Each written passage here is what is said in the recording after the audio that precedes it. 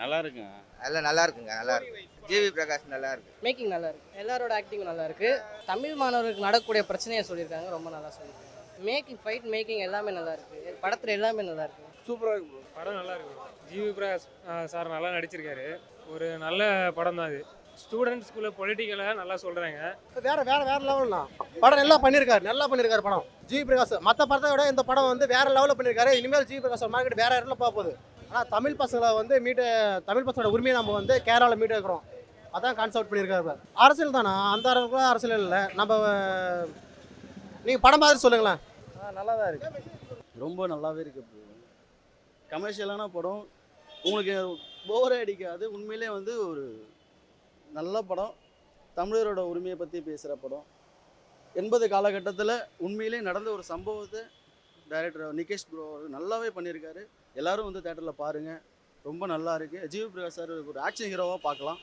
மமிதா பைஜி இப்போ ஃபஸ்ட்டு இப்போ தான் அறிமுகமாகறாங்க, நல்லாவே பண்ணியிருக்காங்க. கல்லூரி வினோத்து, ஆதித்யா பாஸ்கர் ஒரு உண்மை சம்பவம் ப்ரோ. நம்ம 80 காலகட்டத்தில் மூணார் எஸ்டேட் மக்கள் இருக்காங்க இல்லையா, அவங்க காலேஜ் படிக்க போன இடத்துல அவங்களுக்கு நடந்த சம்பவத்தை சொல்லியிருக்காங்க. பாருங்கள், பார்த்து படம் பாருங்கள், உங்களுக்கே தெரியும். நல்லாவே இருக்குது, நல்லா இருக்குது. எல்லாமே தேட்டரில் வந்து பாருங்கள். தேங்க்ஸ். சூப்பராக பண்ணியிருக்காரு ப்ரோ, ரொம்ப நல்லாவே பண்ணியிருக்காரு. மற்ற படத்தில் ஒரு லவ்விங்காக ஒரு சாமிங்காக இருப்பார் இல்லையா, இதில் வந்து ஒரு ஆக்ஷன் ஃபுல் ஆக்ஷன் ஹீரோவாக இருக்கார். பயங்கரமாக பண்ணியிருக்காரு.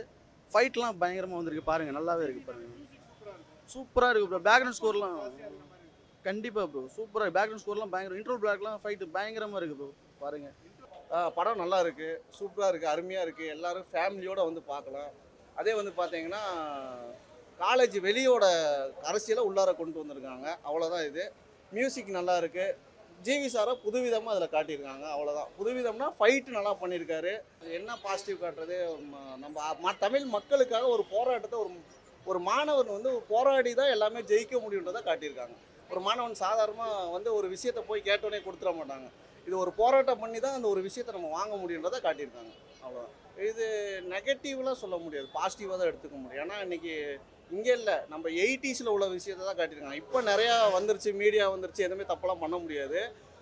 ஃபஸ்ட்டு 80s வந்து என்னென்ன நடந்துச்சோ அதை இப்போ காட்டியிருக்காங்க. எப்படிலாம் போராடி இருக்காங்க, போன 80s எப்படி போராடி இருக்காங்க, அதை தான் காட்டியிருக்காங்க. இப்போ உள்ள இதுக்கெலாம் காட்டல. இப்போல்லாம் ரேகிங்லாம் பண்ண முடியாது, உள்ளார வச்சு ஊனிடுவாங்க ஜெயிலில். இல்லை, ஜிவி பிரகாஷ் நல்லா படத்தை விட இப்போ கொஞ்சம் கம்பேர் பண்ணும்போது நல்லா இருக்குது படம்.